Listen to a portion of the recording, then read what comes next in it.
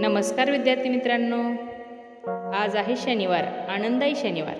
दप्तरमुक्त शाळा उपक्रम या अंतर्गत जिल्हा परिषद प्राथमिक शाळा पाथर्डी, तालुका करमाळा, जिल्हा सोलापूर या शाळेमध्ये आज आम्ही जो उपक्रम राबवला तो पहा.